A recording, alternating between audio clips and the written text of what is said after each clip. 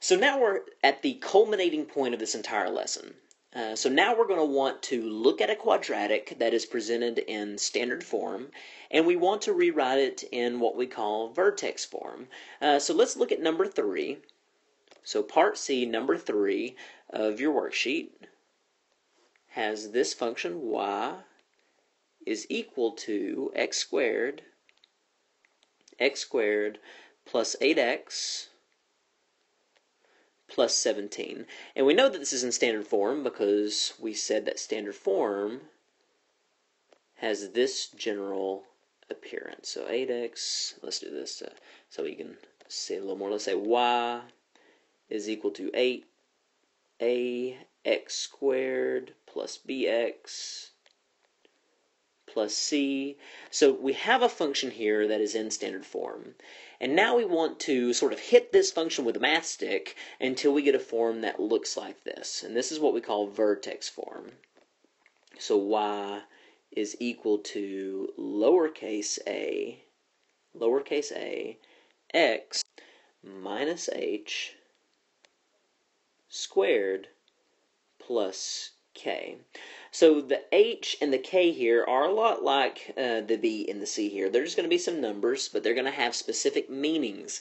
And I'll explain what those meanings are most likely tomorrow, depending on how you guys feel with this process of writing a function that is in standard form and converting that to vertex form. But the goal is to take a function that looks like this, standard form, and to make it look like what I have here in yellow, which we call vertex form.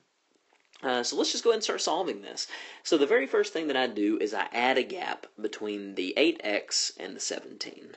So I write y is equal to x squared plus 8x, and then I leave a gap plus 17. So you probably realize that at this point that I'm going to be adding something in here.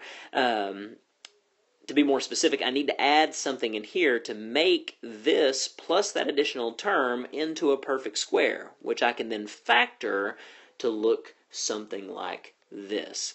So what do you think? What do I need to add to these first two terms to make a perfect square? That is, what do I need to add to these two terms to complete the square or to make it into a perfect square trinomial? So hopefully at this point you feel pretty comfortable completing the square. We just look at the coefficient of x. Okay, now we can do this. We can go straight to this step because our leading coefficient is 1. That's very, very important. Our leading coefficient is 1. So we can go ahead and go straight to the coefficient of x, because if this were not 1, there's one additional step that we need to do, which we'll cover tomorrow. So we will work on writing functions that are in standard form into vertex form when this leading coefficient is not 1. But here it is. So we can just go ahead and continue forward. So we look at the coefficient of x, which is 8 in this case. And remember last week when we wanted to figure out what we need to add to complete the square, we take our 8, we half it, and then we square it. So 8 divided by 2, that's 4 squared. That's going to be 16. So what that tells me is that I need to add 16 to complete the square. So I go back up to my function. I'm going to use a different color here, just that way you can see. And I'm going to use yellow. So I do plus 16. Now, this is not okay just to add 16 to just one side. So whatever you do to one side, you need to do to the other side.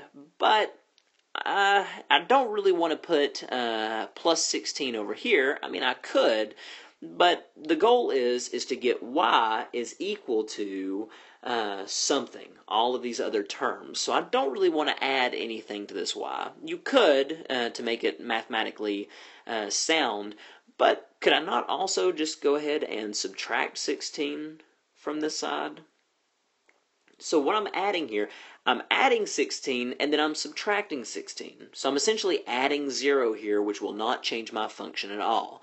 Now that may seem a little weird to you. Well, why the heck are we adding 0? Why do we add something and then subtract it? Well, it's that way. Now we have this part, which is a perfect square. We have completed the square, and we can rewrite these three terms like this, just like we did yesterday and on Friday. So adding 0 does not change the function at all. It's just sort of a math trick that you're going to see over and over and over in mathematics. This adding 0, it's actually really fantastic, and this is something that you will have to do in your future science classes and when you go to college and you're solving real world problems. So adding 0 is a nice trick. So let's look at this. Let's figure out why we added 0 and how we can use this to finish solving this problem. So I'm going to rewrite my function. Y is equal to x squared plus 8x plus 16. 8x plus 16. And I'm just going to group these together just to make it a little bit clearer. And then I've got minus 16 plus 17 now. Now, if I want to factor the part in parentheses, if I want to factor this, how do I do that? So there really are two different ways that you can factor this. You can either ask yourself, do A times C, and then ask yourself, what are all the numbers that I can multiply to get this 16, but which of those two numbers can also add to give me 8, and then split that middle term into 2, and then group, and then factor. Or you can use the trick, because remember, we completed the square whenever we added this 16. So we can use that trick that I taught you guys yesterday. So when we complete the square, we know that when we get ready to factor it, it's always going to have this basic form. It's always going to have the form x, close parentheses, squared, where there's just going to be something inside here that we either need to add or subtract to factor this expression. And then, of course, negative 16 plus 17 is just 1, so I'll bring that down. So just plus 1, and I have y equals. So what do you think? What do we need to add inside here or subtract inside here to factor this part of my expression? Great, so if you remember the trick, I say just go to the coefficient of your x term. So here's my x term, this is my x squared term, this is my x term. I get the coefficient and just half it. So 8 divided by 2, that's half of 8 is just going to be plus 4.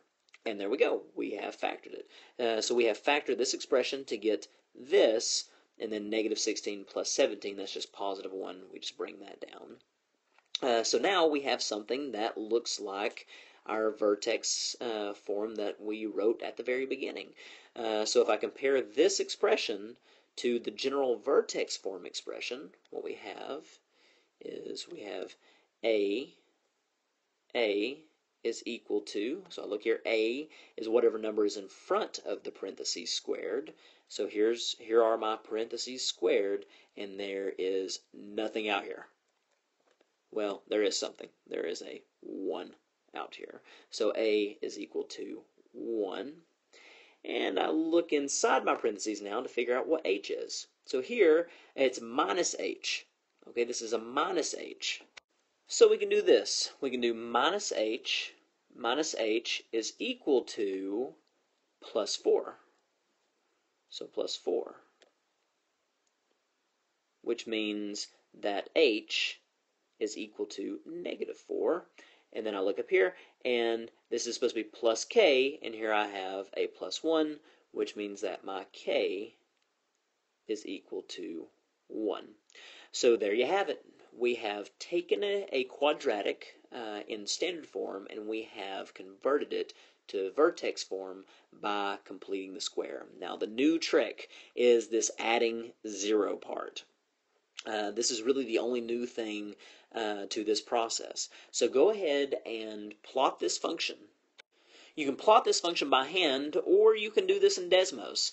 Just take this function, the right-hand side of this function, and plug it straight into Desmos and look at your graph. You don't have to hand draw this one. I know the worksheet instructs you to, but don't worry about it. We've already hand drawn 2. So just take the right-hand side of this function and plot it in Desmos, and then holler at me whenever you want me to take a look at it, and I'll check and make sure that you got the correct answer. Then after you plot it, go on to number 4 and see if you can write number 4 in Vertex form. And if you feel pretty comfortable with it, go ahead and start on your homework assignment. And that's it for the day. So if you have any questions, just let me know. Thanks, guys.